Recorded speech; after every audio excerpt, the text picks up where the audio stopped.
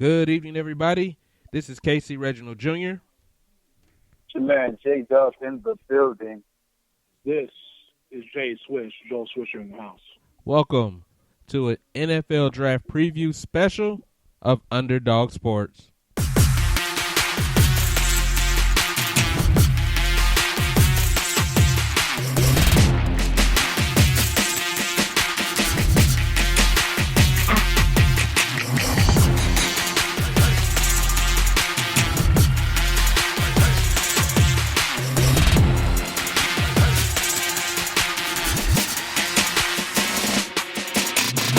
Welcome to the show, everybody.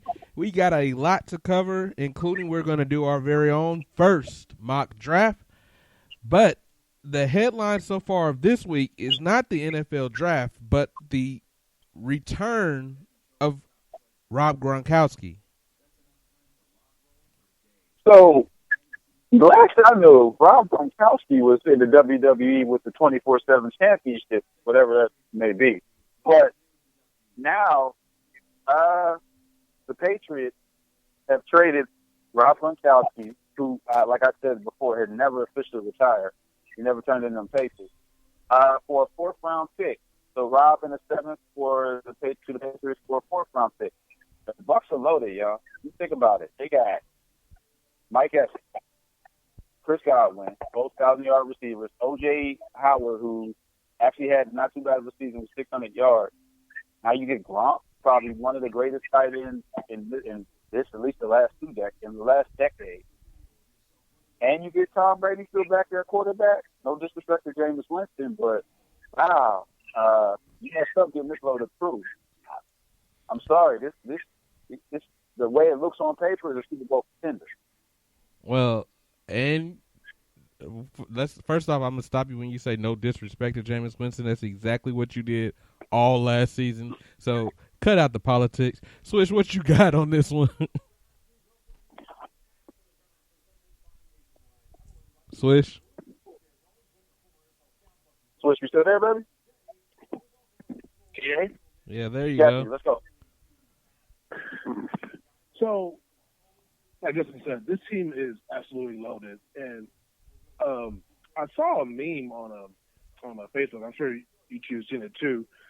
That people were comparing this to Ray Payne and Karl Malone going to the Lakers back in 2003, and they had that loaded team who ultimately lost to the Pistons. But this feels a little different. Those guys are chasing rings. These guys are established champions, and on paper, like you mentioned, Justin, they look like a Super Bowl contender and maybe the favorites as of right now in the NFC. So I sure can't wait to watch it this year. That's for sure. All right, so you calling them the favorites out of the NFC? Forget the division; they're just going to win the entire conference. Here's my I'm not. Yeah, no, I'm not going to say. I'm not going to say that they're one of the favorites. I'm not going to say they're the favorite. So here's my take. Yes, Rob G is coming back. He is one of the best tight ends of all time. He was one of the best tight ends of all time. Tom Brady is the greatest quarterback of all time. I think it's pretty much consensus on that. I still think Brady's old, but we're going to see. And this is a new offense, and every quarterback that's ever been in a Bruce Arians offense year one has struggled. They may not even get training camp. So, yes, they're loaded on paper. I believe it was like 4 or 5 years ago the Eagles were calling themselves the Dream Team or something like that. They are loaded on paper. Vince Young said that, and Vince Young wasn't even the starting quarterback that year. Vince Young and Nabi Oswald, so the corner and the backup quarterback said that. I'm just saying they were calling themselves that. This is a great team on paper. Chemistry is everything. This is a new offense, and Brady hasn't had to learn a new offense in 20 years. Listen, they are a lot of talent on one football team. But they still go head-to-head with Drew Brees twice a year. And that's a team that already has chemistry and has had some success. Tampa will be going from out of the playoffs into basically they want to be a contender, and they have the personnel to be that. It's not going to be a walk in the park. The NFC is tough. This just made the NFC tougher. I can't wait for football season to start, but I will not call Tom Brady and the Buccaneers favorites right now. So let me ask you this to both of you. Where is your ranking with the new loaded Bucs? Because people still fail to realize their defense is solid with Levante David and Dominic Stu. I mean, they did get rid of Hargraves, who's now a Texan again. But they still have a solid platform. And we keep forgetting about Shaquille Barrett, who's not the franchise tender, who led the NFL in sacks. But let me ask you this. Where is their ranking, not just NFL, we'll just go with the NFC. Because me, looking at it, you're right, KC. Chemistry is key. So I don't have them number one based off the fact that they may have little to no training camp, and Rob has been out for a full year. And he's been doing everything else but football for a full year. But still, me personally, I have them ranked third. Call me crazy, but New England is still number one. And that team up in Green Bay is let me take that back. 4. That team up in Green Bay is 3, and Seattle is 2. Right now, I still have Seattle and New Orleans battling for that number one spot in the NFC. But you hadn't even mentioned the 49ers yet. I'm not going to mention the 49ers. I'm sorry. Because until their quarterback can prove on a consistent basis, the defense is there, don't get me wrong. The running game is there, but don't get me wrong with that. But this year's 49ers was last year's Rams, period. Wow. So I don't have them ranked that high. I don't. They're maybe 4th or 5th. I can really make a case that they're not no better than the Minnesota. I was about to say Vikings. Well, the Vikings are a good football team. The Vikings but they're not. The Vikings are. But listen, the NFC is loaded, and I don't want to. Right, exactly. I'm glad the Chiefs don't play in the NFC. This is like the NBA's West has been for the last 10 years. You're gonna be battered and bruised by the time you get to the playoffs playing out of the NFC right now. You've got to win every game. And then there's only one bye. Like, come on. It's gonna be a dogfight out of that conference. Totally agree. I did want to add that they have no needs going into the draft. None. Corner. You can say they need one, but they did good. I mean, they felt good without Hargraves or whatever his name is. That's their one need. Mm-hmm. But if you get that in the first round, you got, 6 more picks with no real need? I guess you can try to get you a quarterback of the future because you don't have one now. Don't do that with Tom Brady. He might have a fit. We've seen that with Jimmy Garoppolo. What you mean? He only got 2 years left. You wouldn't draft the guy out of the first round. You draft him in the second round. You wouldn't pick up anybody in the first round. I mean, it's the second round, and then you give him 2 years under Tom Brady with no real threat to Brady's job. But Gronk going to Tampa Bay is huge news. Right now, that team, as you said, Justin, is loaded. I don't call them favorites because there's a lot of great football teams in that conference, but the season will shake out. We're not even at the draft yet. In other football news, Leonard Fournette is on the trading block. Leonard Fournette, who is the quintessential star running back, or should have been star running back for your Jacksonville Jaguars, has had a shaky career at best. He's never been what you call the solid. He had 1 year. Yeah, exactly. He had 1 out of 4. But remember, Leonard Fournette coming out of LSU was supposed to be the second coming of Adrian Peterson. That ain't happened. So now Leonard Fournette is asking for big money, which he shouldn't get. And the fact of the matter is he is on the trading block because he's already having beef with ownership in Jacksonville. I feel he's gone. I feel this is one of the deepest running back drafts in the NFL in years. And I think if Tampa's going to start, I keep saying Tampa, sorry. One of Jacksonville's those gonna Florida start teams. over. Yeah, if Jacksonville's going to really do so, why not start over? Get you a running back that could possibly do the same thing as Fournette. Because one other thing, Leonard Fournette in his 4-year career has missed 23 games. I mean, if you do the breakdown, that's almost, 6 games a year?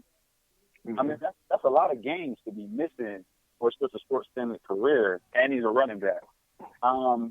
If he balls out next year, this upcoming season, you would have to pay him. And I'm not going to pay a guy that has a huge injury history like him. Not without results and the attitude issues and fan. They already said he had into it with a fan. I just don't think it's worth it. I think Leonard got to go. Somebody will pick him up. There was reports that Kansas City and the Steelers, neither one of them I know will go after him because neither one of them is going to pay him the money that he's probably going to request. So I see him going elsewhere, but I think he'd be gone. But somebody will pick him up. He'll probably end up, I don't know, San Diego. No, not even San Diego. He'll find somewhere. So that'd be so unfair if Kansas City were able to pick him up. That'd be so unfair. So Switch, I wanted to ask. No. Oh, yeah. I'm just saying, just more offensive firepower. That's all I mean. So, Joel, I wanted to ask you, is it that Fournette hasn't lived up to his potential, or is it that they have not had a quarterback that could, take some of the weight off his or any other running back's shoulders and be a reasonable threat passing the ball? All the above. Like you just mentioned, he's been injured a lot, and like you mentioned, the quarterback hasn't been steady. So everything you mentioned, I think that's been the issue for Fournette. No steadiness. Definitely, you gotta have a quarterback. And I'll say this last half year and this last year with Christian McCaffrey may give you a different argument, but you have to have a threat of throwing the ball. And if you're the type of runner that Leonard Fournette is, he's not a I'm going to break your ankles type back. He's not I'm going to outrun you type back. He's a I'm going to ground and pound you type back. And if they're stacking the box 8-9 in the box because there is no threat downfield, with his running style, he's not going to be that successful. Yeah, I agree with you with that. Here's the thing with Leonard Fournette. He had, going through his career, he got drafted in, 2017, if I'm not mistaken? 2017. So he's had 1,000 yards his rookie year, 400 yards his second year, and 1,100 this past year. So he's had a steady career. Without a quarterback. Or a resemblance of a quarterback. A resemblance of a decent quarterback. Yeah, Blake Bortles wasn't nothing. And then last year it was the Nick Foles and Hunter Minshew. Here's the other issue with Fournette probably getting traded.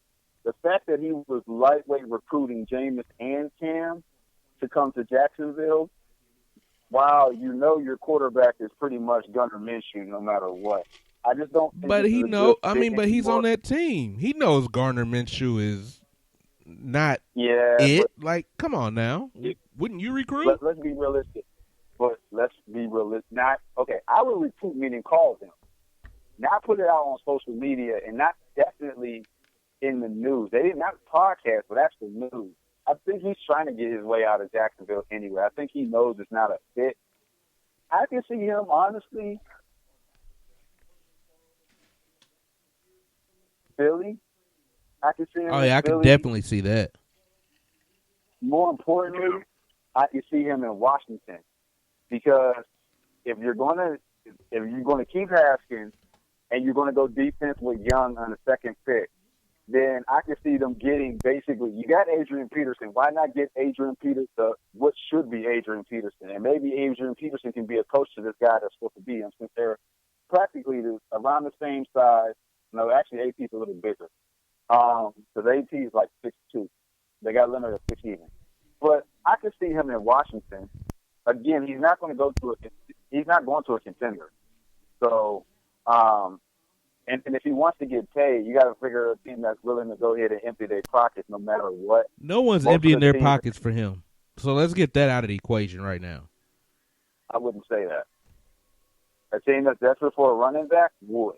So let's base it off of not this season. Let's base it off of let's say he gets 1,000 yards next season. Don't you think we're in a city where they just traded and that's paying a guy he's paying $9 million a year still in David Johnson. Remember, the Texans ain't never asked to restructure the contract. So, and that's a guy that's coming off of 2 injuries and hasn't had 1,000 yards since 2016. That's before Leonard even got drafted. So why not go after this guy? Not to say the Texans will, but why not pay a guy like that? The thing is Leonard's going to want, and Rock Nation, because that's his people, he's going to want top back money, and I don't think he's going to get it. Yeah, I don't think that's top back money would be crazy. I mean, he is coming off a 1,000-yard season, but I agree. If he wants or thinks he can demand top back money, and he's insane. What you got, Joe? Yeah, so you mentioned the Redskins, Justin. So if they would try to trade him to the Redskins, you think maybe Trent Williams might be involved, or would Trent Williams even entertain going to Jacksonville? I mean, it wouldn't be his choice, but you think Trent Williams would be a trade piece, maybe along with a draft pick for Leonard Fournette? I would, because Trent Williams wants out. He's not happy. Trent Williams could possibly do what Rob Gronkowski just did. I'll retire until you send my rights, and then once you send my rights and somebody wants me, I'll come back. Because that's what Gronk just did. And I can see Williams going somewhere else. Supposedly he wants to come down here to Houston because that's where he lives now. He lives in Sugar Land. So I can see him down here if Bob is smart to get a tackle to protect his quarterbacks that don't have any legit receivers. Anyway, I could see that. And if I was Jacksonville, why not? Why not start protecting whoever my quarterback's going to be, whether it's Cam, Jameis, or Mustache, regardless of not. And this draft is so heavy with running backs, you can pick up a running back. Hell, you can be a running back in the 3rd round and it'd be a star. I mean, it's not impossible for it to happen. So I would. That would be on the top of my list. Yeah. So you mentioned Trent Williams. That's a good segue to getting to Trent Williams. Where does he find a home at? Because I think it's clear he's going to be traded. I would say Houston. Seriously, I would trade him. If I was the Texans, I'd offer a third, and maybe a second next year for Trent Williams. Listen to me. No, actually, take it back. Listen to me. If I'm any general manager trading the Texans, I'd be damned if I take anything less than a 2nd-round pick, because the Texans have been raped on every trade, and I'm not going to be the GM that breaks that trend. I mean, that's the thing, and maybe, Joe, you can say, the Texans right now are the worst trading team in the NFL. If I can go ahead and trade anything to get anything, why not? Hell. Only person, basically, for what Bill O'Brien is saying, the only person who's not tradable on that whole Texans roster to me is J.J. Watt. Everybody else just feels like it can be traded. Well, he just traded D-Hop. He can trade J.J. Why not? At least one of those players is productive. Let's be real. He won't trade J.J. He can, but he won't. Let's just be honest. You know what I mean? We talked about the hype, but we'll leave it at that. My man doesn't even practice in the offseason here anymore. Texas fans are pissed that he's showing pictures of him in Wisconsin, which is irrelevant. But it's not like you got what's the old general manager, the black guy, trade him. It's a white guy trade him, so it should be all right. You want to go there with that? I'm just telling the truth. It should be okay. If it was a brother trade him, then yeah, you get lynched. But if it's O'Brien, he just traded away the best player on the team. So who would expect anything less? Who would trade? Okay, Joe, answer this question for me. If you was Bill O'Brien, you have a stud quarterback, and you want to keep your job and keep that quarterback happy, or we're going through a third situation, will you trade to get a tackle or someone to protect him? Because, side note, no one's gone after Laramie Tunsil. You know he's still out there. How long have we been in free agency? Isn't he? They didn't franchise him? Yeah, No, he's down there. No, he's still waiting to get a contract. Well, he hasn't been franchised or anything. Oh, wow. No one starts Laramie Tunsil. I thought he's just a free agent. He's still free. He's still a free agent. Yeah, he'll eventually probably sign with the Texans, but yeah, I don't think the other 31 teams want to touch him. Not for what he's wanting. Like he's definitely not worth that money. Like if he comes down about $5 million, he can get a job. Anybody is signing, but not for what he wants. And he's kind of got the Texans by the balls because they traded so much to get him, so they have no shot. They have to re-sign him. Yeah, I agree with you with that. But again, you need to protect the quarterback. Yeah. Why not go after Trent Williams? I mean, why not? Let's even better. If Laramie doesn't come off that number, at least you know you're paying Trent, what, 11 million? Not even 11. I think you're paying him 9 for the next 3 years. By that point, Trent's probably old and you can go get somebody else. But Trent is still, let's take it further. This is going back to Dwayne Brown. Y'all got rid of Dwayne Brown. Y'all never had a tackle since that point that can cover like Dwayne Brown. Dwayne Brown is the equivalent, was the equivalent at one point to now what Trent Williams is. Why not go get him? He's not happy. He lives in Houston. It's like if there was any other sign, Lightning would probably have to strike you in your ass while you're taking a shit to not know that go get this dude. Bring him home. Bring him home to where he lives. Can I say this, though? If the Texans trade anything else for a left tackle in another year, how much do you give up to get a tackle? Like, you gave up a first and, a fourth last year? And now you about to give up at least a second? Like, how many draft picks does it equal one solid left tackle? That's a great question. But the bigger question is how many people you're going to need to protect your quarterback. Yeah. With the value of your quarterback, that's the biggest thing. Is the value of your quarterback still worth it for you? This is your future. Because without a quarterback, the Texans are, I can't even tell you what they are. Oh, well, with the quarterback, we're all going to be wondering exactly what they are, especially considering the turnover in wide receiver. And the impact that turnover will do. So I did want to touch Jamal Adams real fast. Mm-hmm. The safety, he's a Jet, right now? Yeah. Okay. Yes. The safety with the Jets, he's also trade bait. Any movement there? For what he's worth is going to be a lot of money. I thought he was actually going to go to Kansas City. For what? Why do people think we need a safety? Well, because your guy out there has been recruiting your other safety's been recruiting every safety that wants to get out of their team in the NFL. No, he's been recruiting corners. He recruited. He also went after Adams too. They actually had it on his Twitter that he went after him. I just think in this case, I don't think KC is going to do it because actually, I could, but I don't think KC is going to do it because the fact of the matter is you still got to pay this kid. People fail to realize this 2017 draft class, all their contracts are coming up after this upcoming season. So now you got to pay all these people. Fifth-year option, Mr. Mahomes. Get ready for it. Right. I do think he wants to get out of the Jets, but hell, who doesn't want to get out of the Jets? You talking about what's the direction of a team? Right. I don't know where you put them, though. Right. At least we know that the Bengals suck. Like, no one knows the direction of the Jets. Like, their quarterback position is still, to me, unproven. Like, to me, I think they should look at quarterback. That's how I feel about the Jets. But we'll move on. They're not going to do that because they put too much money on him, though. But, that's another subject. They didn't spend money. They just use a draft pick. He's still in his rookie contract. Ain't no money involved yet. And then after that, remember, his contract's up. Yeah, I mean, at this point, it's not up after this year, is it? Because if I'm them, I don't put him on a fifth-year option. I don't. He hasn't earned that. Like, I'd negotiate him for $10 million. I'm so serious. So this would be his fourth year. Going into the 2020 season, Sam Darnold. So he's got this year to prove that he's worth the fifth-year option. That's a floundering franchise if I ever seen one. All right, let's talk about our teams. Let's start off in Pittsburgh with the Steelers.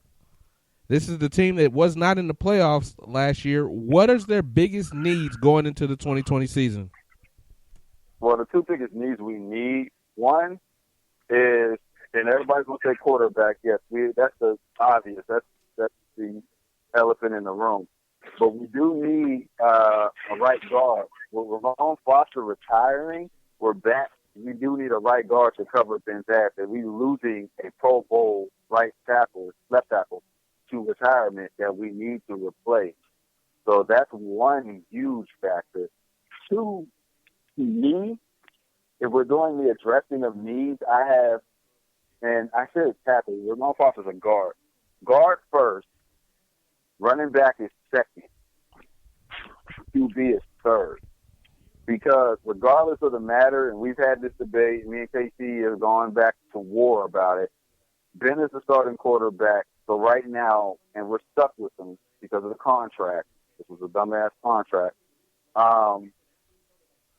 Our backup is going to be pretty much the future, whomever that may be. So that's probably a fourth or fifth round pick, unless we can get someone like Daniels on board as a backup, because it's willing to sit for a year until Ben's done, his contract's done, and we can do whatever. I just really feel we need that guard position sewn up. We need another running back because all three running backs we have are not a great fit. Connor can't stay healthy. Benny Stell's more of a scat back, and Jalen Samuels is a fullback in disguise. You mean a tight end? Something else. Well, you can't put Samuels at tight end. He's too short. Samuels is only 6 seasons. I'm just saying that's what he is. He's a tight end. Tight end would be the other position that we do need to address. But I honestly think this draft doesn't have that strong of tight end collateral outside of the first 5. And I think by the time the Steelers are really going to address a tight end, it'll be late round. Those guys, including the guy out of Notre Dame, the guy out of Missouri, those guys will be gone, long gone. So we need to concentrate on what we need, even if it's having to trade later down in the draft. But guard and running back are definitely priorities, because my biggest fear is even if Connor balls out this year, he's on the contract year. Does he ball out consistently after the contract year is up? And I'm always the biggest fear of players going to do their thing during the contract year, then all of a sudden they tank. Didn't y'all sign Abram? You said who? Didn't y'all sign Abram? What's his name? We did sign Abram, but we need another tight end. We got rid of Vance McDonald, so we still need 2 tight ends. We run a 2 tight end option. Okay. So Abram is great. Abram is great, but I feel more comfortable getting at least one more. Joe, anything on the Steelers? Is he there? We'll move on. So I don't even have quarterback on my list. When is Ben's contract up? Next year. So the end of next season. No. Let me rephrase that. His option year is next year. He's technically 2 years signed still. Remember we talked about this. Him and Tomlin's contract are parallel to each other. Oh, both yeah, of so their that's option next years year. are after. Right. So both of their option years are after this season. Tomlin's is an option year for one more year, which makes no damn sense. And Ben is an option year after the season coming up. So here's my deal. That's the biggest factor. Here's my deal on the Steelers. I think they believe that they've addressed the offensive line with the addition of Wisniewski, at least the guard position that you were speaking of. I do think they want to draft in the offensive line. What about outside linebacker? I didn't hear you talk about that at all. Well, here's the thing with outside linebacker. We got T.J. Watt. We got Bud Dupree, who's going to play it. So we just franchised Bud. Bud's going to probably play more outside than anything because this is his Pro Bowl year. He was more successful at outside because James Harrison retired. He played more outside. Bud's probably going to play. I mean, T.J. Watt was, all world last year. We don't have depth, and that's an issue. So that's one of the biggest factors. We need more depth bars as position is concerned because if Bud does not work out, we will not have Bud next year. Period. So I agree that we do need an outside linebacker to cover because the simple fact of the matter is, but the only problem is this draft is not loaded with outside linebacker help. Everything is inside versus last year, which was outside. I wouldn't be surprised if Steelers pick up somebody free agent-wise that may have been lingering like Leonard Floyd, who got cut from Chicago, who is a free agent still to this day, former fourth pick in the draft, somebody lingering like that. So I could see that happen. So, who's your first pick if you're this? Well, we'll get to the mock draft in just a minute. I'm not sure if we lost Joel or not. He's on Messenger. I'm here, guys. There he goes. Did you have anything to add to the Steelers? No, Justin pretty much covered all of that. Okay. All right, let's move on to the Houston Texans. What are the Houston Texans draft needs, Joe? Well, in my opinion, their top need, in my opinion, I don't think it's receiver. I mean, it's a need, but to me, I think their top need is probably defensive line. Yeah, you still got Watt and Merciless, but they're getting they're getting a little older, but long in the they're kind of injury prone. And the DJ Reader loss, losing DJ Reader was really big. That was a huge loss in my opinion. So, their first pick is in the second round. Because as we know, they don't have any first round picks. So, I would go for if there's any good one available, I would go for a D lineman with that first pick in the second round that they got. Also, like we mentioned earlier, Watson needs more protection on the offensive line, so that's a big need. So hopefully, in these later rounds, which most of the picks the Texans have are in the later rounds, maybe there'll be a diamond in the rough offensive lineman there somewhere. Like I mentioned, wide receiver is still a need too. They signed pretty much, an all injured concussion team worth of receivers. But that's still a void that needs to be filled as well. But I would say D line is the biggest need. So hopefully that's what the direction they'll go in with their first pick in the second round. Yeah, I actually agree with you on just about everything you said. I do believe that they should invest in their defensive line first. I'm 100% with you with the loss of DJ Reader. I think that impact is going to be enormous, especially with the not reliable J.J. Watt, and nobody knows how many games he's going to be available in any season. Merciless is a linebacker, so if you don't have Reader, you don't have Watt. Who are your linemen? Who are the rest of them? Justin mentioned a few times the guy that was backing up Watt. He liked him a lot, so maybe he's going to be a steady fill-in or a steady starter, not all world but steady. And he's getting to learn from J.J. Watt, so that will do nothing but help him. But I'm 100% with you, Joe. Defensive line is their biggest need. Defensive line or edge rusher. Those things I agree are their biggest need. I think their second biggest need is the wideout position. Although I do not sleep on Brandon Cooks being able to stay healthy. I do not sleep on Randall Cobb being a nice slot receiver. I don't sleep on those guys just because of Deshaun Watson's talent and his ability to what I think will help those guys improve their games. But, yeah, on the defensive side, the Texans may be getting soft any day now. Okay, so one position y'all didn't mention is the Texans didn't do nothing but bring back Hargraves for corner. They lost Joseph, which we all know he was old anyway. They brought back Hargraves, so you got one cornerback. They don't have anything else. And the biggest thing is this division in particular, right now, as we speak right now, their wide receivers are not really very good. I mean, T.Y. not very good. You can say it. T.Y. Hilton's probably the best wide receiver, and he's old in the division, and he's old. Is there a great wide receiver for Jacksonville? No. So they can get by without a corner immediately. Right, but I still think they need to address it. But here's the problem. What happened with the Texans needing a corner is what happened to them against your team. They got burnt in the deep threat. They need somebody that can cover. The Texans are actually at one point, remember, a couple of years ago, were a formidable secondary when they had Joseph when he was healthy, Kareem Jackson, Glover Quinn in the backfield, and he's a Regis Custom, Andre Hale, who retired. All those guys are gone. So you got Hargraves at one corner, and I wouldn't consider him exactly a shutdown corner. He's more of a but he's adequate. He's adequate. Yeah, you're adequate, but to get okay, we're looking at a Texas team that went 10-6 and lost in the second round. So barely got out of the first round. They had a 24-0 lead in that game. They didn't barely come on now.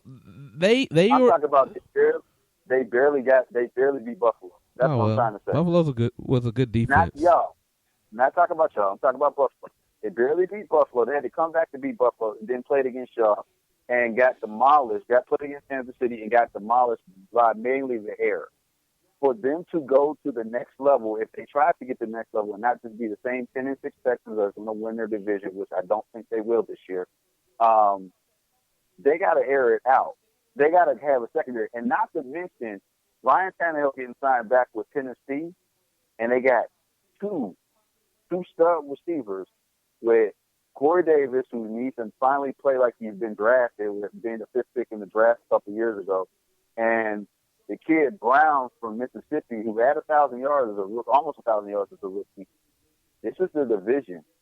They gonna get eaten alive if they ain't got nobody. Because you can rush as much as you want, but if somebody can get that ball in the air, it's over.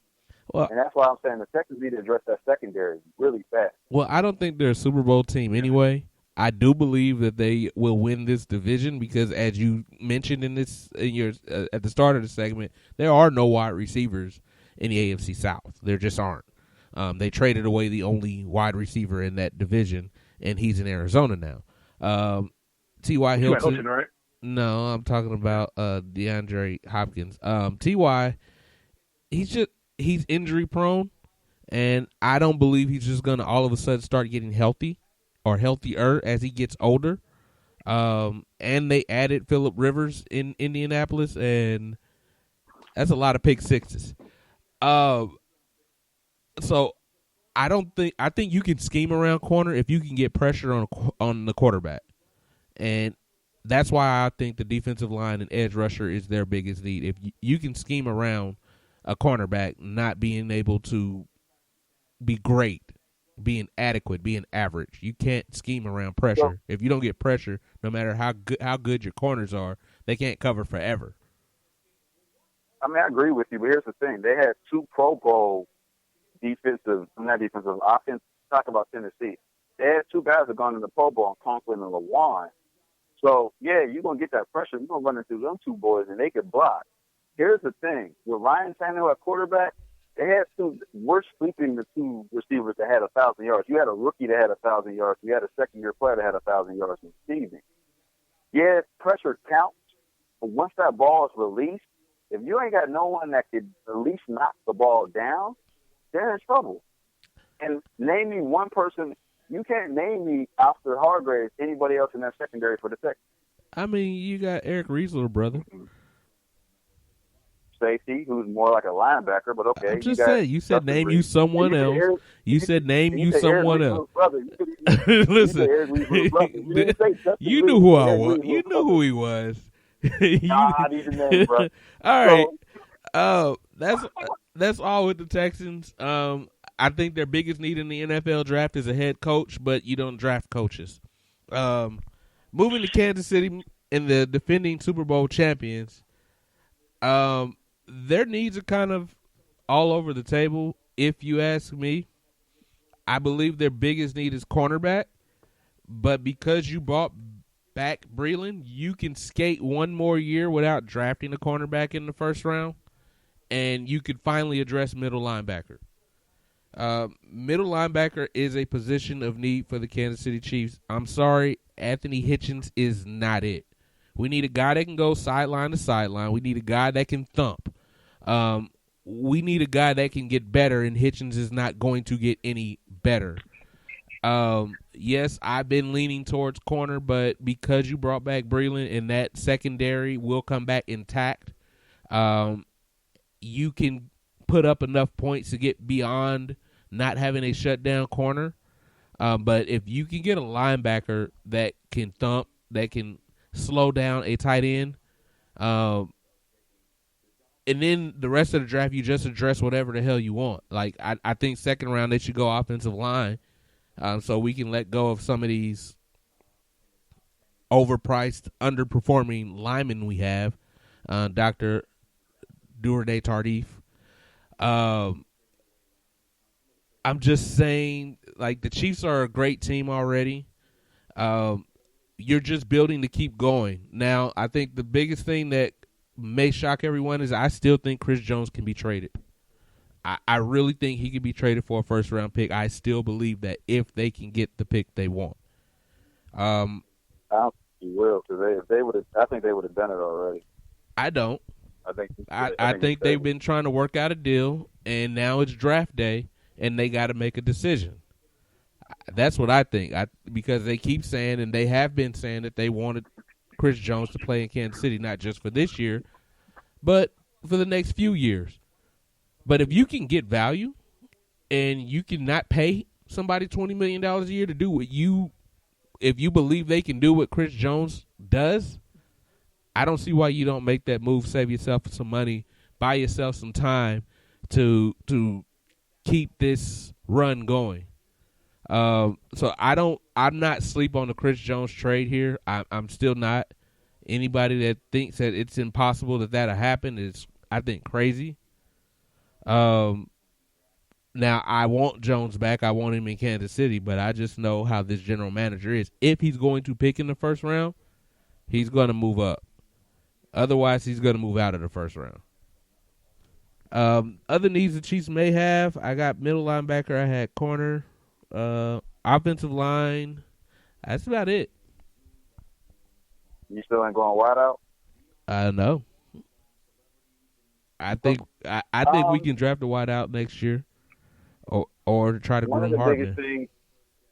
One of the things I did see is the Chiefs have been talking with Devon Kinlaw, who is the defensive tackle out of South Carolina, who they just showed him squatting, which is crazy, 1,500 pounds. Jesus. Which I don't think that's fucking. Oh my God, that's not good. I apologize, but they showed him squatting that. The man's a beast, and they traded him to go to the Cardinals at 8. For some odd reason, I could see if they trade Chris Jones, they trade him for a pick within probably anywhere from 6 to 10. And Kinlaw could end up there. Because if he's gone, between him and Derek Brown at Auburn, they got Derek Brown, all well with Derek Brown, because he's one of the few guys that can play tackle and end. But they got him going to the Lions if the Lions don't trade out. There's your trade, honestly, Red. KC, I really see y'all can get Kinlaw, and he may be better. He may end up being better than Chris Jones. And that's saying a lot, but I can see that possibility. Other than that, the only reason why I think y'all staying pat with Jones is there's not another tackle in this draft until like second or third round. And obviously y'all not going to trade my man who just came off of a Pro Bowl season, even with his injuries, trade him for a second or third round. Like you said, you would bank for try to get a top 10. I say anywhere between 6 to 15 sounds about right. He's not going to go get traded for a top 5 because that's a detrimental franchise changer. I don't see him going that high because I trade out the pick and try to get more versus getting one person try to get multiple. But I can see him there. So if they're going to do it, it will probably be right before the draft tomorrow, and he probably would end up somewhere like Arizona at 8 or actually Carolina at 7. Anything to add, Joe? No, I think you mentioned Kansas City, they're the champs, so not too many holes. Maybe you can never have enough depth at running back. So maybe they can try to find a running back late in the draft just to be a compliment to Damian Williams. So that's a possibility. But otherwise, they're looking pretty good. And like you mentioned, quarterback is probably their biggest need right now. All righty. I think that wraps up our team's previews and needs for the draft. It's mock draft time.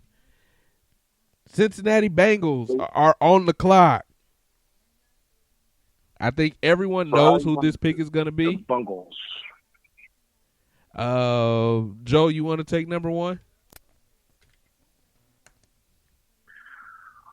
Well, yeah, it is pretty obvious. Even though I said last week, I said before, I would think maybe, try to bring in Cam Newton or Jameis Winston to be quarterback, and maybe take the kid from Ohio State, but Chase Young as number one pick. But we know they're not going to do that. So I think we can all agree, just like everybody else believes, that the number one pick for the Bengals will be Joe Burrow out of LSU. Justin? Agreed. I don't think that's going to be a change, brother. I think we all on the consensus. Absolutely, exactly what Joel just said. He may not be the best player in the draft, but he will be the first player picked. So with the first pick in the NFL draft, the Cincinnati Bengals select Joe Burrow, quarterback, LSU. Justin, with the second pick in the draft, the Washington Redskins select. I'm going defense, but I'm a defensive guy. So Chase Young.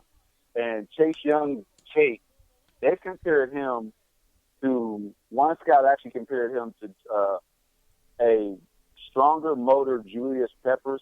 I've actually seen one, they said he could be lightweight one day, the great Reggie White. Now, that's putting too much. You can't put a Hall of Famer on there, and Julius Peppers probably went to the Hall of Fame as well.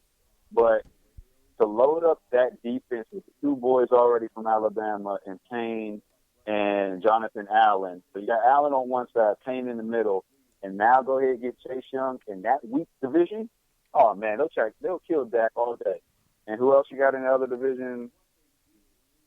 Yeah, everybody else is irrelevant as far as quarterbacks are concerned. So I see Chase Young. At first I was going to think Tua, but listening and sipping the Kool-Aid that Fred said, that KC said, I think you got to give Haskins a chance. He'll give him a solid chance. And if he does struggle, then he always will have a Jameis Winston looking behind his back. Or, if Cam is still out there and Haskins is struggling, see ya. River vote Ron, River vote goes back to Cam. But I say Chase Young. Another agreement here. Chase Young is probably the best overall player in this draft. He's going to go second because he's not a quarterback, and it's not sexy to pick someone who's not a quarterback at number one, but he is the best player in this draft, hands down. I think he'll be the most impactful player in this draft in his first year in the National Football League. So I 100% concur, and it sounds like Swish was agreeing as well. Yes, sir. Absolutely. All righty.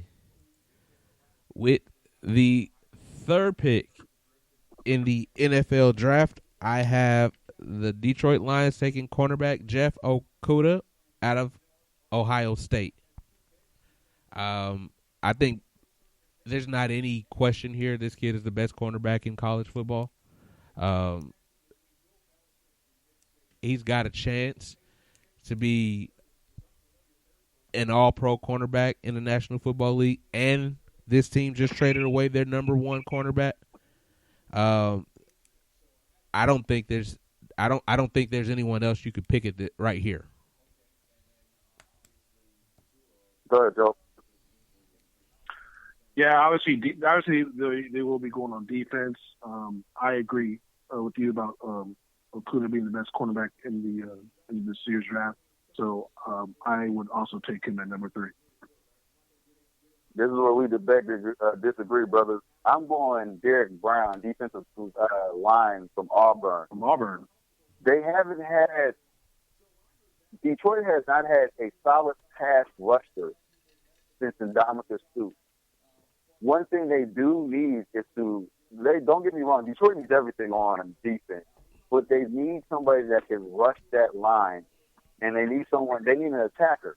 Derek Brown is that dude. He's just not a filler. he is more of an Aaron Donald mode where he's going to attack that line. My man had in 2 seasons at playing D line, he had over 20 sacks. I'm going to go with the D lineman in this case for Detroit. They need an attacker. I like Jeff Okar. I just don't think he's it. I think they could probably find corners later in the draft, but that D lineman, he's special. I think the cornerback is just as special. I don't take lightly drafting a cornerback here. I just don't.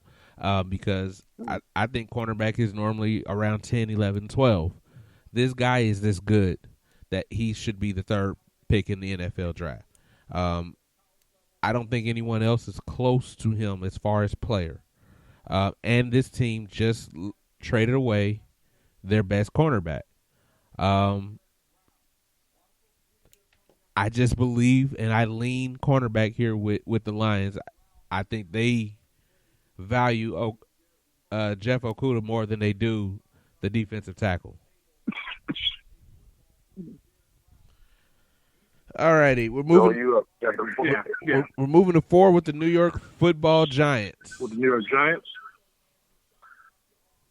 So with the Giants, their biggest need is offensive tackle. So I think I would go with Jedrick Willis Jr. from Alabama. I would take him number 4 with the New York Giants. Me, I'm going with the freak of nature, Isaiah Simmons from Clemson. The man is a 6'3" linebacker that ran a 4.2. And one thing the Giants don't have is anybody on defense. He's actually, I take it back. He's 6'4", 238, and ran a 4.3. So I apologize. I said 4.2, and had a vertical of 39. Not to mention, he also had 10 sacks, along with leading the ACC in tackles. They need somebody that can cover that ground. So I'll be honest, I'm going with the guy that can cover multiple positions. He can play inside or outside linebacker. So I'm going Isaiah Simmons. So you really lean towards the defense, I see. It's clear to me that this team, with their young quarterback, their biggest need is offensive tackle. I just don't agree on the tackle that we picked. I like Tristan Wirfs out of Iowa. This guy's an absolute freak of nature. He's 6'5", 320 pounds, and I just think you're looking at another Tony Brusselli here. And you need to protect this young quarterback. You need to open holes for this young running back. And the best way to do that is draft the best offensive lineman in the draft, and that's Tristan Wirfs. Tristan Wirfs isn't a bad move either. Nice on film. The only thing is they think he's a little lighter than what he should be on offensive tackle, but that may mean he may have switched feet. I thought Tristan was actually lower in the draft than where he went in this, but you guys are going with that one, so that's cool. All righty. Yeah, we have same position to different players. And with the 5th pick in the 2020 NFL Draft, the Miami Dolphins pick who, Justin? Don't get it twisted, because they've been having all this smoke saying they want Justin Herbert. They going to it. If Tua is still there, they going to attack us below. This is a guy that right now you can bank your future on because the guy is talented. I don't care about what they said about his Wonderlic score. That's irrelevant because Brett Favre had a horrible Wonderlic score and he's a Hall of Famer. But Tua Tagovailoa has all the intangibles outside of him being hurt. I mean, he had the hip surgery, but it looks like he's healthy again. Even if you sit him a year under Fitzmagic, he looks like he could be the second coming of Russell Wilson. He is a definite winner. I mean, obviously, he came in, as a freshman, carried a team to the national championship when they were down in the first half and hasn't done anything bad since. So I'm going Tua on this one for the Miami Dolphins. Plus, they need a franchise guy to bring back the seat. Why not start with this kid? Joe? Well, I think Justin Herbert can do the same thing. I would go Justin Herbert on for Miami Dolphins with this one. I'd take him over Tua. I think Herbert would will be a franchise quarterback as well. So, JC? this one is. So if I had a better team, Justin Herbert, yep, I'll draft him. But because I have the Miami Dolphins offense, I need someone that is leaps and bounds better than everyone else when they're healthy, and that's Tua. And it really is just because the Dolphins aren't a good offense. If they were a better offense, if they were more down the line, if they were more seasoned offense, then I would have went with Herbert as well, Swish. But in this case, because of where the Dolphins are, and needing that player that cannot take them one step, but take them 2 or 3 steps above where they currently are, if he's healthy, if he can remain healthy, that's Tua. And because of those facts, I'm going Miami Dolphins, taking Tua. Okay. With the 6th pick, any rebuttals? Sorry, yeah, good. No, I'm sorry. No, you can go for it. With the 6th pick in the NFL draft, I got the Chargers taking Justin Herbert. This is that team that I was just describing for this quarterback. This is a team that, if you get a quarterback that doesn't turn the ball over, that can grow in the offense without having to need to be the offense, this is a team that is a playoff team. This is a team that can push the Kansas City Chiefs. If you get that out of the quarterback position, this is why they moved on from what Justin calls the Hall of Famer, Phillip Rivers. They know what they need. They believe they have that in Tyrod Taylor. But this kid right here, he can be that, and he can get them into the playoffs, especially with an extra team going into the playoffs this year. All right, for me, Joe, this was your Detroit pick. I'm going with Willis here. Reason is because San Diego has an offense ready and a defense ready for the next level. They just had an inconsistent quarterback and maybe long in the tooth in Phillip Rivers. But, and the key but, yeah, they're saying all the Tyrod Taylor stuff now, but you still have Cam and James there. And I would rather go after those two versus go off of a project because, again, you got 3 guys, specifically, they just franchised Henry. He signed his tenure. You got Keenan Allen, who's on he has 1 year left on his deal. You just signed the running back for the future and got rid of Gordon. I just really think at this time they're in a more win-now situation than rebuild. You get Herbert, when you draft a quarterback, you're in rebuild mode unless you have that type of coaching, i.e. Kansas City, where you have that type of coaching that it's ready for everything else and just fill in the blank. I just am not sold on Herbert. I watched the Pro Bowl, the Senior Bowl tape. I actually watched his game at Oregon, his last game at Oregon.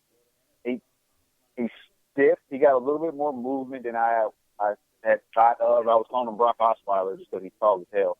But I think go offensive line, and then they go ahead and get a quarterback who's still available if Tyrod isn't it. I just think Herbert's kind of high, and Herbert, when you draft a quarterback, I think you're in rebuild mode when you're drafting this high. Going 6 or 7, that's too high. So that's just me. I think they go after an offensive tackle. And this is where I think Tua's gonna. I would pick Tua to go to the Chargers. We mentioned he's a little more healthy now. Who knows? He may end up being the starter over Tyrod Taylor, or he may sit behind him. But bringing Tua, look at the bigger picture as well. Bringing Tua in, I think would get them under the shadow of the Rams. He would put people in the seats. I don't know about that. I don't know about that. This is L.A. but Tua will bring some star power to the LA Chargers. I agree with you there. I just don't think he's on the board. I'll go to it there. Yeah. So we all have different players. Two of us have the same position on this pick. Yeah, I think it's going to be Herbert or Tua. I think it's going to be Herbert. I think he fits this system better. It's just me. And I think Miami needs a little more at quarterback than does the Chargers. So I think Miami's willing to take that flyer on that injury-prone guy. That was Herbert. Swish, you got the Panthers at number 7. Number 7. So, I'll put just to put him earlier. I put Isaiah Simmons here at number 7. You know, he'll be a great linebacker. No more Kuechly and other guys are gone. Isaiah Simmons, I think, will be a great linebacker for the Panthers. Good defensive leader for the Panthers. So I would go Isaiah Simmons at number 7 to the Carolina Panthers. Dub? Go ahead. Go. No, you good. Casey, No, you go ahead. All right. At this pick, I had to think about Carolina. Because Carolina has a lot of needs. They got rid of a lot of pieces. I'm actually going to go a little bit different than y'all. Well, y'all already picked the kid. This is where I think Jeff Okudah, the cornerback from Ohio State, this is where I think he goes. He goes here to Carolina. Carolina has not had a strong cornerback since Josh Norman. And Josh Norman ain't been with that team for about, 3-4 years now? This is where I think they go defense on this one, and they go get this cornerback. I think this is where Jeff goes in this case. All right. I'm taking your kid. I'm taking Derek Brown here. Okay. I absolutely think this is where he will be available and where he should go. And if Carolina has any brain, that's what they do here. They got what they believe is the quarterback. I don't see them taking a receiver this early. That's just not what this franchise does. For Teddy Bridgewater, I understand. I'm with you, but that's just not what they do. Now, they have a new regime. It's possible. But this kid right here, if he's available here, you'd be an idiot not to take him. Like, you'd be dumb. This guy is a game changer. He's a game changer from day one. I just, if Carolina doesn't take him here, I would be completely lost. Okay. With the 8th pick in the draft, the Arizona Cardinals choose. This is where I like this guy. If Arizona don't trade out, they going Javon Kinlaw, defensive lineman from South Carolina. Arizona has not had a stud in the middle since they were having Calais Campbell play tackle/end a couple years ago. So they teamed him up with Chandler Jones, and I forgot the linebacker they just drafted last year. I think Hassan Reddick, if I'm not mistaken, or 2 years ago. I think this will be a perfect fit. Right now, they don't necessarily need offensive weapons. Obviously, they got D-Hop, they got Kenyon Drake, they got old man Larry. So I think defensive tackle would be a perfect fit for them, and I think they go ahead with this pick right here. So Javon Kinlaw for me out of South Carolina. You got Javon Kinlaw, and this is where I'm taking Isaiah Simmons. For every reason that y'all said above about taking him earlier, I think he falls right here. This dude is a freak of nature. 4'3", at middle linebacker. Man, can you imagine the damage this dude can do in the NFL? Yeah. It's not a tight end he wouldn't be able to cover. Not one. I'm talking Travis Kelce, Gronkowski. You can run damn near Tyreek Hill. Like, this dude is fast. And if he's available here, you guys got him going much earlier. I think he falls here because of what those other teams need. And, dude, can you this dude is like, didn't they just lose? And we're on Arizona, right? Yeah, we're on Arizona. Can you imagine an impact this guy can have to a defense when you feel like your offense should be turning the corner because you've added probably the best wide receiver in football, and now you're adding the best athlete at middle linebacker in football? Like, instantly he gets that moniker. Like, it's not like, now if he can read offenses, if he can do what he needs to do, we don't know that yet in the NFL. But he's instantly the best athlete at middle linebacker in the league as soon as he gets drafted. The Cardinals, I do think they need to shore up that offensive line a little bit. So I am going to go offensive tackle with the Cardinals. And guy you picked earlier, Casey, I'm going to go Tristan Wirfs for this one. Wow. So I'll go Tristan Wirfs, number 8 to Arizona. All righty. You had Kinlaw, I got Simmons, and you got Worth falling all the way to 8. Question: are we tracking this? Or we need to go ahead and track what our picks were, or just remember what your picks were, so we can review them. Yeah. I'm just thinking about this. This is a good idea to track these. All righty. We're moving to the 9th pick in the NFL draft. I am going with Justice's guy at 8. I'm going with Javon Kinlaw, defensive tackle, South Carolina. He's either going to go 8 or 9. I just happen to think that Simmons will be there at 8, and Kinlaw is here at 9. Great player. He's a senior, so he is not young. He's going to come in.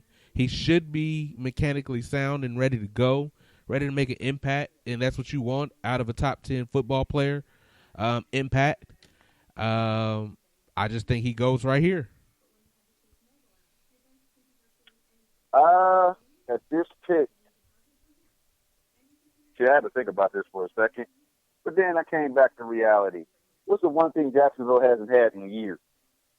Jacksonville need a wide receiver. So to make a decision for Cam or Jameis or Mustache, they need someone to throw the ball. I'm going Jerry Jeudy out of Alabama, the number 1 prospect, the number 1 wide receiver coming out. 6'1", 193, got great hands, speed dude. I see him, actually, and funny enough, they compare him to a former another Alabama player in Amari Cooper. I think that's where Jerry Jeudy goes. I think he will be in Jacksonville. Swish? So, I am going to go defense. I am going to take Derek Brown out of Auburn. I think. Can you hear me? Yeah, we got you. Yeah, go ahead. Yeah. I'll go defense for the Jags. So D tackle needs a little, the D1 needs a little shoring up. So I will go Derek Brown out of Auburn at number 9 to Jacksonville. All right. I think that's falling a little far for that kid, but okay. Justin, any rebut? Nah, I mean, don't get me wrong, I love the kid, but I thought he'll be gone by that point. I don't see him walling over to Jacksonville. I think he'll be a good replacement for Calais Campbell now that they traded him to Baltimore, but I just don't see him being there anymore. He'd be gone way before this pick. All righty. With the 10th pick in the NFL draft, the Cleveland Browns take who, Swish?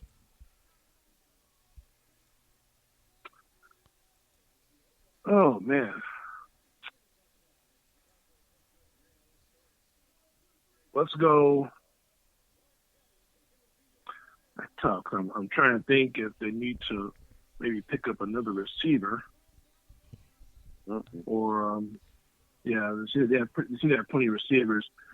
I'm going to go offensive tackle again. I'm going to take Andrew Thomas out of Georgia. Andrew Thomas at number 10 to Georgia. J-Dub? Hey, I actually agree with Joe. I got him going to they need line coverage. I actually see Andrew Thomas from Georgia also going to Cleveland. At that 10 pick, he'd sit right there. I see that. I like that. That's a good pick, Joe. I like Mekhi Becton out of Louisville. Dude is 6'7" tall. He is a My monster. God. Good one. He a Real monster. good one.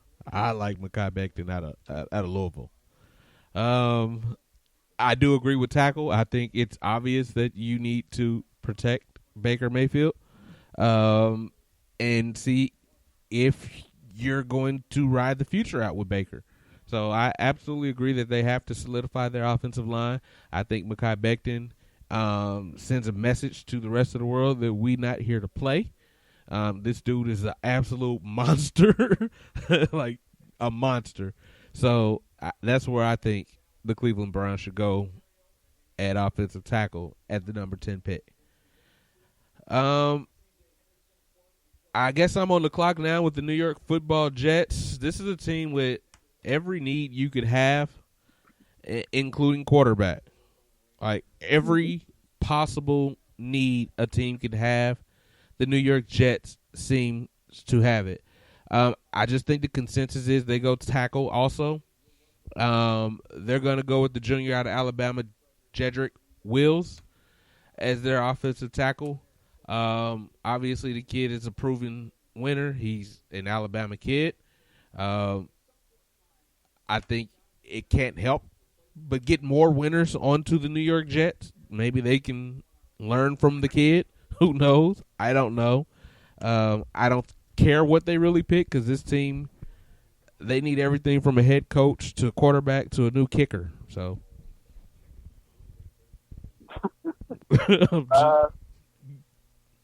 in this case, I'm going to go opposite. Yeah, they do need, well, like you said, they need everything. They need a little bit of everything. I actually, you know what? I take that back. No, I'm sticking with my pick. I'm going this local kid from Houston that went to Oklahoma. I'm going CeeDee Lamb, wide receiver from Oklahoma. My man is a true monster. And if they really are banking their future, although they shouldn't, on Sam Darnold at least needs receivers. With Robbie Anderson going to getting traded, I think Robbie Anderson is in Jacksonville. But with him getting traded, he has no wide receivers as far as depth is concerned. Actually, he doesn't have any wide receivers, period, depth or no depth. So I see them going Oklahoma, getting CeeDee Lamb, going to the Jets. And Casey, you had him going to the Browns a pick ago. I have Becton now going to the Jets. I would go Mekhi Becton, number 11, going to the New York Jets. Offensive tackle. All right. Justin, I did this on purpose. I'm sorry. I kind of probably threw you off there. I just didn't want to pick the Raiders. So, my bad, but I kind of did that just for, I'm a Raider hater. I don't want to put anything good to the Raiders. But with the 12th pick in NFL draft, J-Dub, who do the Raiders take? The Raiders, they getting Becton. Becton fits that gritty Raider mentality. I mean, he's big, physical, left tackle that will knock your socks off. He also failed a weed test 2 years ago, so they're going to say that. So that perfectly fits the Raiders' motif of failing shit. So I'm going to go with the Raiders with Becton. I think he fits perfectly there. They need someone to block for Derek Carr and Josh Jacobs. If Derek Carr is still going to be there after this weekend, we'll see. But I got Becton going to the Raiders. You got Becton. Switch. Who you got? I got Judy, the receiver. You picked him earlier, Justin, but I got Jerry Judy, going number 12 to the Las Vegas Raiders. Okay. Weird to say Las Vegas, though. It is definitely weird. You said you had who? The Las Vegas Raiders. You said you had who, Dub? I mean, Swish? Jerry Judy. That's exactly who I got. So I don't have to talk about the Raiders. Moving on. See how that worked out? It worked right on out. Good job, Joe Swisher. Look, we did not plan that. I don't even have to talk about him. Great job. Also, that was That's what's up. Dub. Stay on the clock, and you take San Francisco, Joe Swisher. We're on the Niners.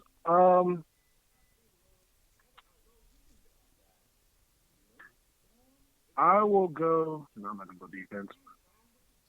You know what? CeeDee Lamb. I think CeeDee Lamb's gonna end up with the Niners. I would go CeeDee Lamb number 13 to go to the 49ers. This is my odd pick. Oh no, go ahead, KT. I'm with him again. Like Lamb is a perfect pick here. They got to replace Emmanuel Sanders. They got to have a threat. They have to have a number one receiver. Period. Like you can't.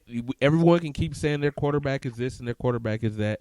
I don't care what people are saying about how bad their quarterback is. They didn't have a number one receiver. Emmanuel Sanders was not a number one receiver. The fast guy that's more of a running back than a receiver, he's not a number one receiver. They need one. I think CeeDee Lamb is one. And I think then you can start talking to me about the development of Jimmy Garoppolo. Once you have a real number one receiver, a real legitimate target that you can rely on, if he does not develop with that, then you can say Jimmy G's a bust. But he got him into a Super Bowl without that, and he's still developing, and he has not had that. So I'm going with CeeDee Lamb as well. What you got, J-Dub? See, I already got Lamb gone. I already got Judy gone. So I'm going with the other Alabama wide receiver, Henry Ruggs III. He's been all over this board. They've had him going as low as the 32 to Kansas City, but they've had him go as high as 9 to Jacksonville. I think he fits here. Again, we're all on the same board for wide receivers saying they need to replace Emmanuel Sanders. Marquise Goodwin is a great receiver, but he's not a number one. He's a 2 or 3 at best. So this guy could be your solid number one, and that's why I'm going to say Henry Ruggs III out of Alabama. All right, you got yours, and J-Dub with Ruggs III, and switching me with who do we pick? Lamb? Yeah. Lamb. Mm-hmm. All right. That was San Francisco. We're going number 14, and Tampa is on the clock. That's J-Dub. Tampa on the clock. So we obviously don't need any offense for Tampa Bay. Well, I think they got that sewn up. Well, I'm not. Right. Well, I was thinking that. It's consensus. But you know what I'm gonna do? They still need help in the secondary.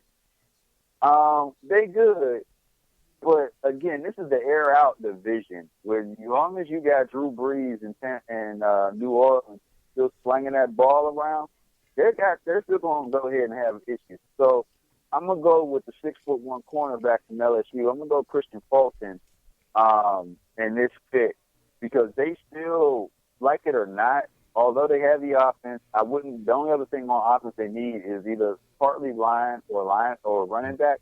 I wouldn't draft a running back this high, not this deep in the draft. But cornerback seems that would be perfect fit. They still need to work. They have the pass rushers. They do see the secondary. So I'm gonna go Christian Fulton from LSU. I'm going Andrew Thomas, offensive tackle, Georgia. Okay. And I think every expert in the world agrees with me. Like, A, you got to protect the GOAT. B, this guy is the most ready to play tackle in this draft. Now, I didn't say he's the best. I said he's the most ready to play right now tackle in this draft. And I don't think they address anything before they address protecting a stiff quarterback in Tom Brady. What you got, Swish? I got same position, different player. I had picked Thomas earlier. So for this one, I would have wait. You said Austin Jackson, right? I said what? Say that again. Did you say Austin Jackson a second ago, Reggie? Andrew Thomas. Andrew Thomas. Andrew Thomas. Yeah. That's what I had. Yeah, Austin Jackson. That would be my pick. That would be the pick I would have for Tampa at 14. Got the name mixed up. Austin Jackson is who I would pick. The lineman out of USC. I mean the tackle out of USC at number 14. Okay. All right. We're moving to hot. Did I skip wide receiver? Where we at? We at 15, right? All right, it's my turn. Another team. I'm on the clock. Another team that I hate. With the With the 15th pick in the NFL draft, the Denver Broncos will select wide receiver Henry Ruggs III out of Alabama. I think this is where he flies. You got to get Drew Lock a weapon. This guy is the fastest in this draft. I think he's available here. And I think you will eliminate excuses for developing a quarterback if you have a top-notch receiver. I think Ruggs can bring you that because he can open up everything else because he's very, very fast.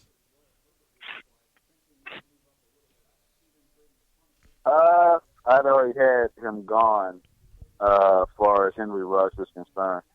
So I'm going to actually go with another local kid and go Denzel Mims out of Baylor. 6'2", stretch receiver. 2 solid 1,000-yard seasons, considering the fact that Baylor was, Baylor actually struggled the year before, but last year they came out and balled out. So I see him as that. They haven't really had a stretch wide receiver since going back to really Brandon Marshall. Sanders is more of a go-to middle threat, but as far as stretching the ball is concerned, this guy fits the bill. So I'm going Denzel Mims out of Baylor. KC, and I got the same pick again. Henry Ruggs. I have the same player, so I have Henry Ruggs going to Denver as well. You steal my notes. You steal my notes. You stealing my notes. Alrighty. The Falcons are on the clock. If I just went, that means it's time for Joel Swisher. Who you got? Falcons are number 16. Y'all picked this guy way earlier in this draft, so I'm picking this guy now. Javon Kinlaw out of South Carolina, D tackle. I'd take him at number 16 for the Falcons. If he's there, you run up and get him, okay? I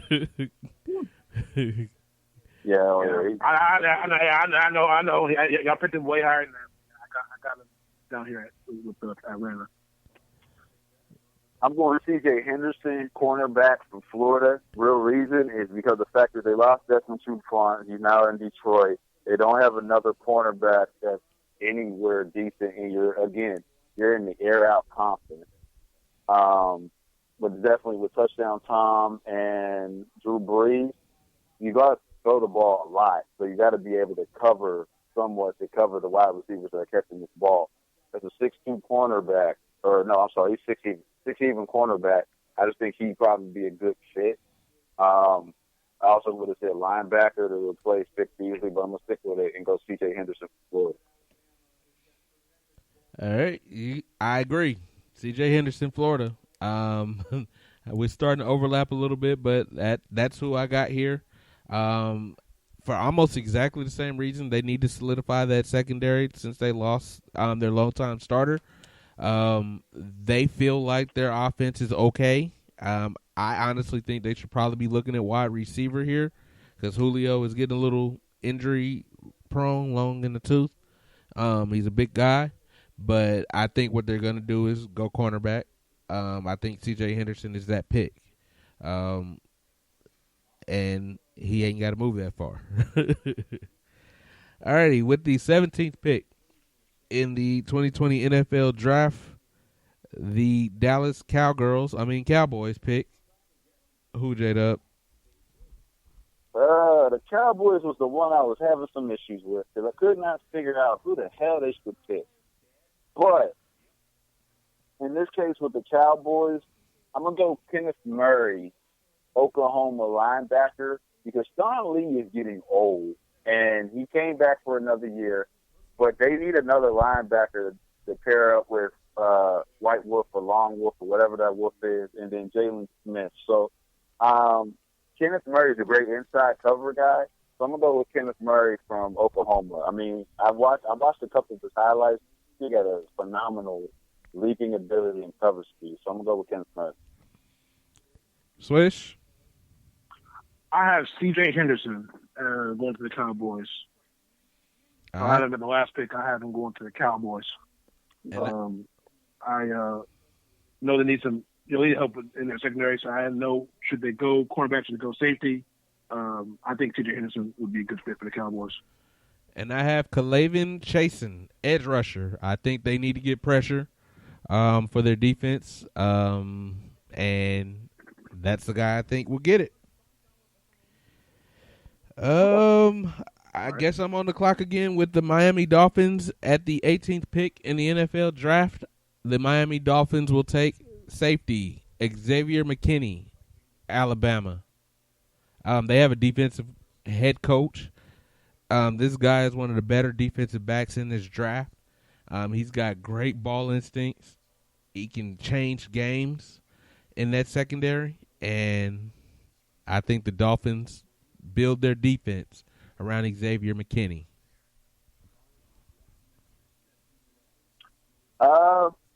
Here's the thing. If you got Tua as a quarterback or Herbert, either way, you need to give them some weapons. Because they ain't got none. This old Mother Hubbard ain't nothing in Miami's cupboard.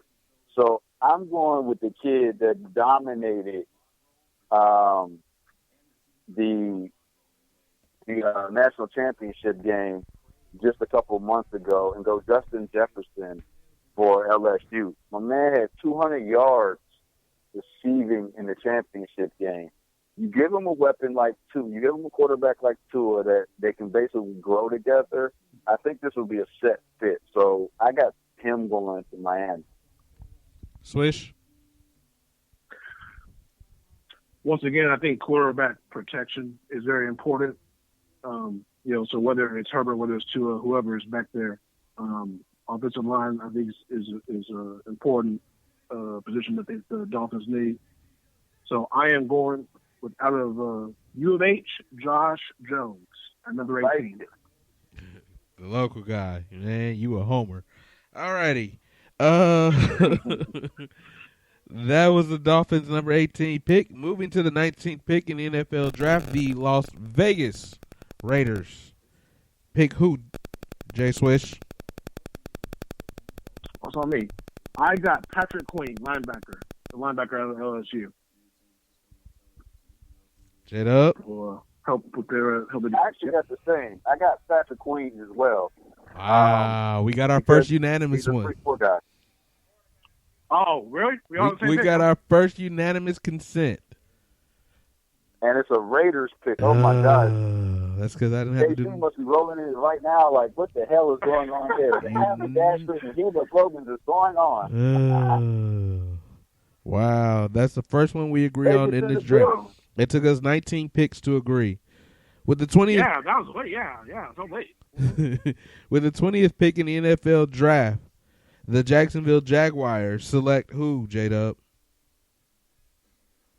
This is where I was having some issues, too, because Jacksonville needs a lot of Jesus. I think this was clear, bro. Look at what they traded away. This is where I got Xavier McKinney going from Alabama. I got him going here. They still haven't replaced anybody as far as Jalen Ramsey was concerned. Right. They need corner. Whether it's a cornerback or safety, I'm gonna go McKinney in this. Well, you know I'm going corner because I just told you I was going corner. I'm going A.J. Terrell Jr. out of Clemson. Who you got, Swish? Woo! Thank you. I got back as well. I got Trayvon Diggs, Alabama. Trayvon Diggs, number 20, going to Jacksonville. All righty. At number 21, I ain't gonna lie to you. I wanted to take Jordan Love at 20. I wanted to change it up just because they need a quarterback, even though they say they don't need one. But anyway. Wait. So you're telling me they're gonna go ahead and just give up on Carson Wentz after paying them all that damn money?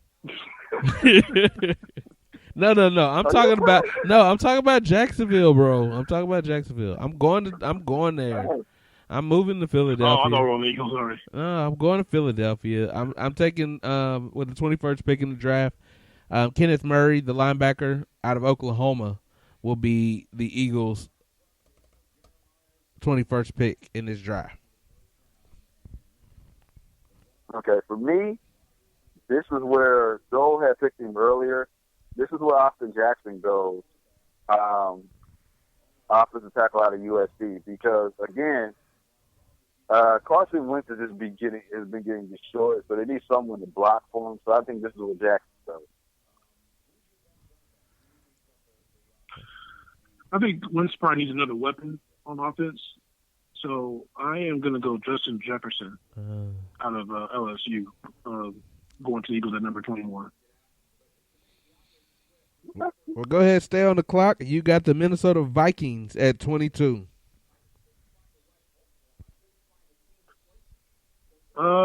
Let's see. I am going to go with a receiver, Denzel Mims out of Baylor. I will take him at number 22 for the Minnesota Vikings. J-Dub? I like your idea with wide receiver, just not the receiver. I am going with the shorter guy, the speedster, though. I'm going Jalen Ragnar, I can't even say his name, out of TCU. So, yeah, another local guy. But I'm going to go with him just because the fact of the matter is they need weapons. You know, we all agree on position. We all got different guys. I got Justin Jefferson, LSU junior wide receiver. This guy that make big plays. He makes them a lot, and he's coming off a national championship. So I'm going with that guy. At number 23 in the draft, the New England Patriots select who, Justin? Straight out the pick. I don't see New England going to be here. But if we're going by the draft, I was trying to figure out what the hell does New England need. And New England right now needs pretty much everything. So I'm actually going to go with A.J. Espencia, quarterback, the D lineman from Iowa. New England's never really had a solid replacement since Chandler Jones got traded to Arizona. So this kid could fit in at DN and fit perfectly with the most. 6'4", about 260. So he could actually play some tackle at times. But I'm going to go with A.J. Espencia. Swish. You know what? For me, you got to get Brady's replacement. Give me Jordan Love out of Utah State.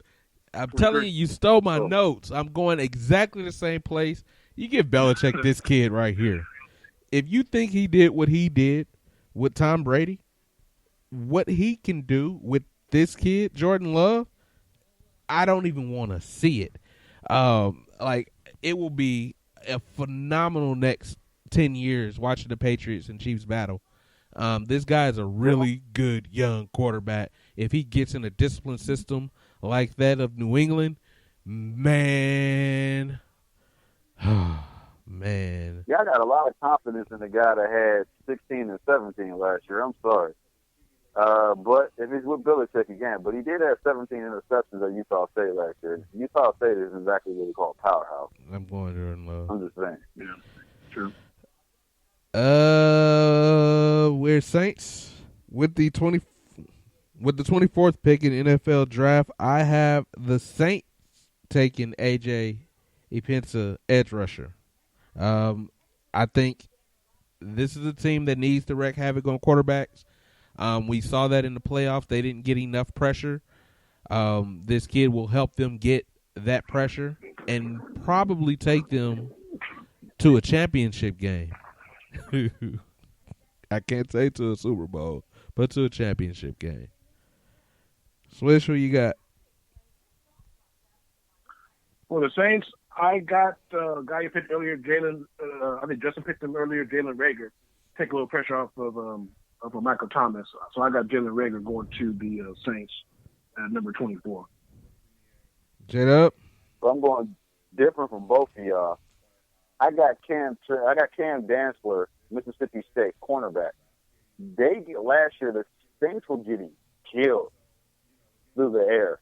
They need to recover. Although they got Lattimore, that's all they got right now. They need another cornerback to cover. And with this, the way they just loaded up in Tampa, they're going to need as many cornerbacks as they can get.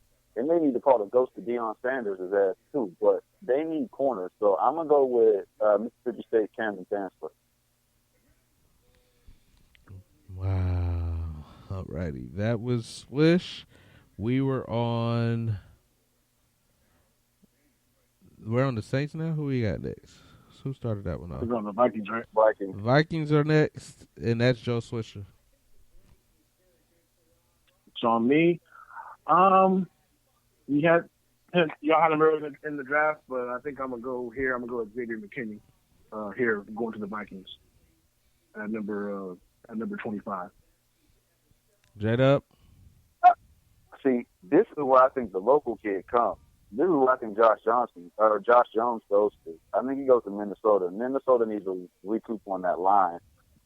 Just because Dalvin Cook, he needs to be protected, and he's in a contract here, and they need to protect Cousins as much as possible. So I think this is where they go line. So I'm going Josh Jones. I keep saying Jones. Well, I'm going different for both of you.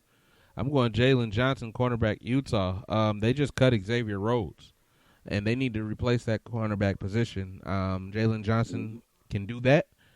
So I'm going Jalen Johnson with the 25th pick in the draft to the Minnesota Vikings. With the 26th pick in the draft, the Miami Dolphins select who, J-Dub? See, this is going to be interesting, but I think this is where Jalen Johnson goes. He goes to Miami. They need everything. And why not? You already addressed the offense in the first two picks. This is your third pick in the first round if they don't trade out. So I can see them going to get either a safety or a corner, something that they were atrocious with. Because like it or not, even though Tom Brady is gone, they still have an air-out offense mentality with Belichick. So why not get a cornerback? So in this case, this is where I'm going to say of Jalen Johnson for Utah. I'm gonna go back to the defensive side for the Dolphins. I'm gonna say Zach Bond out of Wisconsin, number 26, the 26th pick. Zach Bond out of Wisconsin going to the Miami Dolphins. Okay, like that.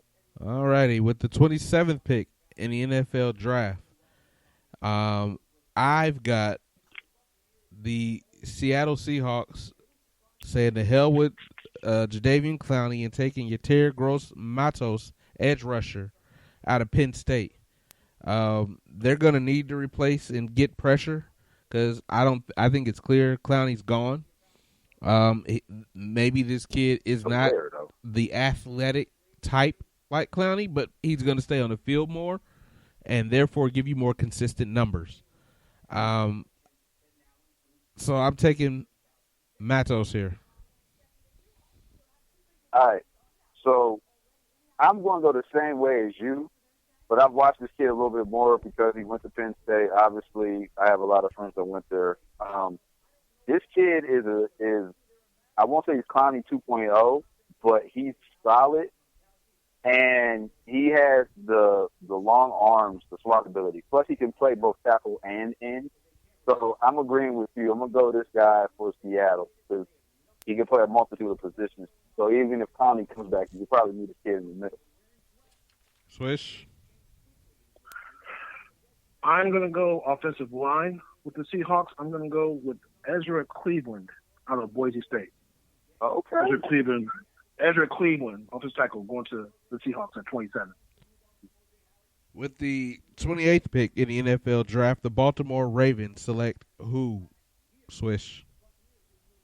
Oh, I'll be again. I got Kenneth Murray, the linebacker out of Oklahoma.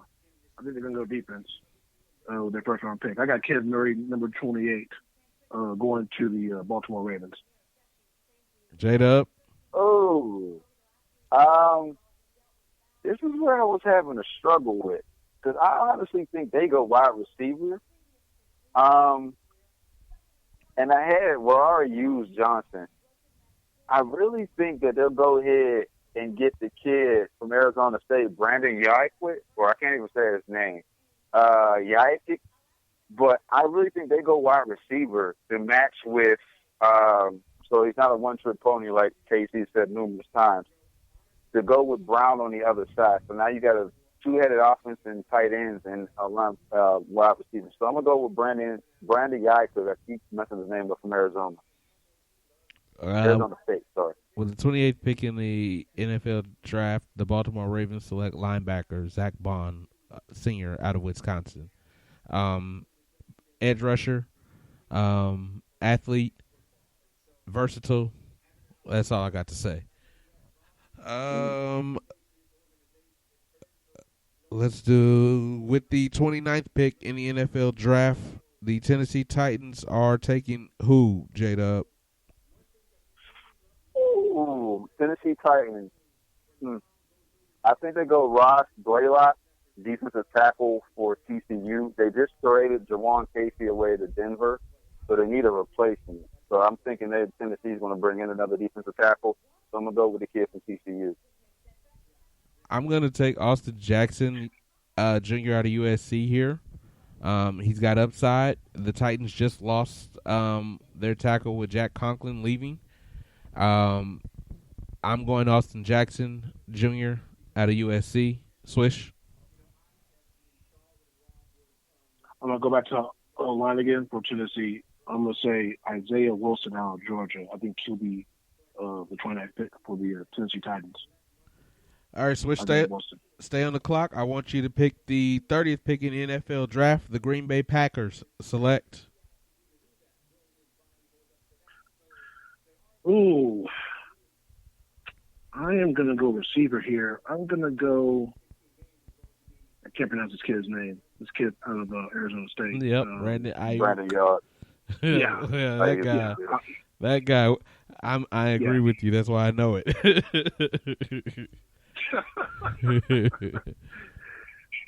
Yeah, Brandon. Yeah, that kid. The kid from Arizona State. Brandon. Yeah. How you say it? J-Dub. So, my man needs protection. So, and Aaron Rodgers. So, I'm going with the other tackle out of Georgia, Isaiah Wilson. They need someone to go ahead and protect because they just lost two of their tackles, if I'm not mistaken. So, I'm going to go ahead and pick him up and go tackle for can't even say his name. Isaiah Wilson from Georgia. All righty, you got Isaiah Wilson from Georgia, and I agree with Swish. Sure. With the 31st pick in the NFL draft, the NFC champion San Francisco 49ers select who, J-Dub? This is what I got Ezra Cleveland from Boise State. I have him going to they need, like you said, now they definitely need protection. I wouldn't address it so early, but they do need protection, and this is a deep draft. This kid is okay, so I'm going to say Ezra Cleveland. I concur. Swish? I'm going defense on here. I'm going second. The defensive secondary. I'm going AJ Terrell out of Clemson. I'm going number 31 to the San Francisco 49ers. And to conclude our first round mock draft with the 32nd pick in the NFL draft, the Super Bowl champion Kansas City Chiefs select Trevon Diggs, cornerback, Alabama. I know I said middle linebacker first, but I don't think anyone worth this draft pick at middle linebacker is here. Trevon Diggs is worth this pick. He addresses an immediate need.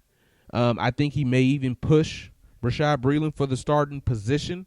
At the very worst, he can make up for the loss of Kendrick Fuller, and the Chiefs need secondary help, especially at the corner position. So with the 32nd pick in the NFL draft, the Kansas City Chiefs select Trevon Diggs, cornerback, Alabama. Okay. For me, same position, different player. AJ Terrell from Clemson, 6'1", 205, 210, depending. This guy is going against the sub receivers that these guys may be drafting, but he's a tall cornerback. He also played safety before. His first year at Clemson, he was a safety. Then they moved him over to corner. And now he's obviously a high school cornerback, but they moved him over to corner once the other guys left for the draft. So I'm going AJ Terrell here for the Kansas City Chiefs. And Mr. Irrelevant. Say that again? And Mr. Irrelevant in our mock draft. Oh, okay. Yeah, I'm going defense as well, but I'm gonna go linebacker this time around. I'm gonna go with Willie Gay Jr. out of Mississippi State, number 32, going to the Kansas City Chiefs. the Super Bowl champion Kansas City Chiefs. Thank you for the respect. Put some respect on our Really, name. Joe? Don't Really hate, don't bro. care. Don't hate. When your Really team don't. win, I Yes, know it you is. gonna be coming I like. just want to say something Yes, it to is. KC just for once. So. I'm just saying, Justin. When your team wins again, if that happens anytime soon, you're gonna want all this I'll do same it. Yeah, I promise. energy. I'll this same energy. So Exactly what you said. And put some six-time world champion. no. You can say former champion. Record still says 6 times. Anyway. That's true too. They are 6-time champion. That is true. Yeah, I can still say 6 times, but I that is true. not to. But Joe, but Casey, I love you, so we're gonna keep it going with that. So we good. We'll be back on Friday in the middle of round 2 of the NFL draft. Until then, I'm Casey Reginald Jr. The man J Dub from the city of the 6-time world champion Pittsburgh Steelers. This is Jay Swish, Joel Swisher in the house, y'all. And notice Swish didn't say anything about a champion because he's a Texan. This has been UnderDawg Sportz.